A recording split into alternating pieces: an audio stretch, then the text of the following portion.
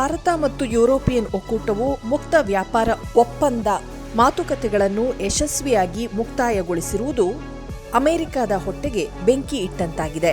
ಭಾರತ ಜೊತೆಗಿನ ಒಪ್ಪಂದಕ್ಕೆ ಸಹಿ ಹಾಕುವ ಮೂಲಕ ಯುರೋಪ್ ತನ್ನ ವಿರುದ್ಧದ ಯುದ್ಧಕ್ಕೆ ಅದೇ ಹಣಕಾಸು ಒದಗಿಸುತ್ತಿದೆ ಎಂದು ಹೇಳಿದೆ.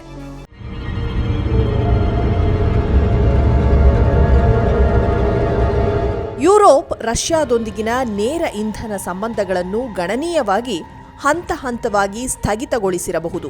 ಆದರೆ ಅಮೆರಿಕ ಭಾರತಕ್ಕೆ ಸುಂಕ ಹೇರಿದ್ದರೂ ಅಲ್ಲಿನ ಸಂಸ್ಕರಿಸಿದ ರಷ್ಯಾದ ತೈಲ ಉತ್ಪನ್ನಗಳನ್ನು ಖರೀದಿಸುವ ಮೂಲಕ ರಷ್ಯಾ ಉಕ್ರೇನ್ ಯುದ್ಧಕ್ಕೆ ಪರೋಕ್ಷವಾಗಿ ಹಣವನ್ನು ನೀಡುತ್ತಿದ್ದಾರೆ ಎಂದು ಯುಎಸ್ ಖಜಾನೆ ಕಾರ್ಯದರ್ಶಿ ಸ್ಕಾಟ್ ಬೆಸೆಂಟ್ ಹೇಳಿದ್ದಾರೆ.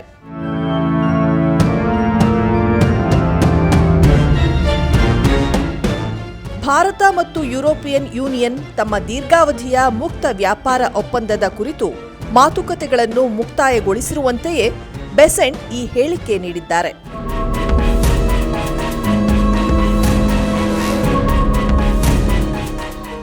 ಯುಎಸ್ ಹೇಳಿದ್ದೇನು?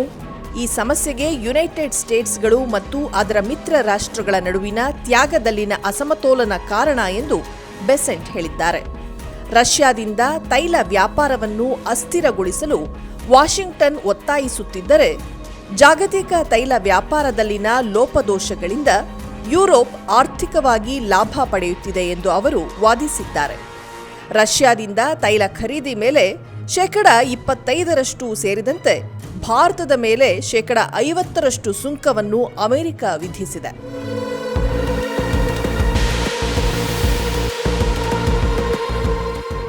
ರಷ್ಯಾ ಉಕ್ರೇನ್ ಸಂಘರ್ಷದ ಇತ್ಯರ್ಥಕ್ಕೆ ಮಾತುಕತೆ ನಡೆಸಲು ಯುಎಸ್ ಅಧ್ಯಕ್ಷ ಡೊನಾಲ್ಡ್ ಟ್ರಂಪ್ ಕೆಲಸ ಮಾಡುತ್ತಿದ್ದಾರೆ. ಯುಎಸ್ ಯುರೋಪಿಯನ್ನರಿಗಿಂತ ಹೆಚ್ಚಿನ ತ್ಯಾಗ ಮಾಡಿದೆ. ನಾವು ರಷ್ಯಾದ ತೈಲವನ್ನು ಖರೀದಿಸಲು ಭಾರತದ ಮೇಲೆ 25% ಸುಂಕಗಳನ್ನು ಹಾಕಿದ್ದೇವೆ. ಆದರೆ ಏನಾಗಿದೆ ನೋಡಿ, ಯುರೋಪಿಯನ್ನರು ಭಾರತದೊಂದಿಗಿನ ವ್ಯಾಪಾರ ಒಪ್ಪಂದಕ್ಕೆ ಸಹಿ ಹಾಕಿದ್ದಾರೆ ಎಂದು ಬೆಸೆಂಟ್ ಎಬಿಸಿ ನ್ಯೂಸ್ಗೆ ಹೇಳಿದ್ದಾರೆ.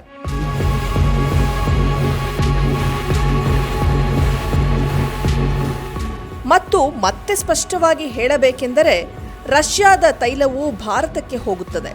ಅಲ್ಲಿನ ಸಂಸ್ಕರಿಸಿದ ಉತ್ಪನ್ನಗಳನ್ನು ಯುರೋಪಿಯನ್ನರು ಖರೀದಿಸುತ್ತಾರೆ. ಅವರು ತಮ್ಮ ವಿರುದ್ಧದ ಯುದ್ಧಕ್ಕೆ ಹಣಕಾಸು ಒದಗಿಸುತ್ತಿದ್ದಾರೆ. ಟ್ರಂಪ್ ನಾಯಕತ್ವದಲ್ಲಿ ಅಂತಿಮವಾಗಿ ರಷ್ಯಾ ಉಕ್ರೇನ್ ಯುದ್ಧವನ್ನು ಕೊನೆಗಳಿಸುತ್ತೇವೆ ಎಂದು ಹೇಳಿದ್ದಾರೆ.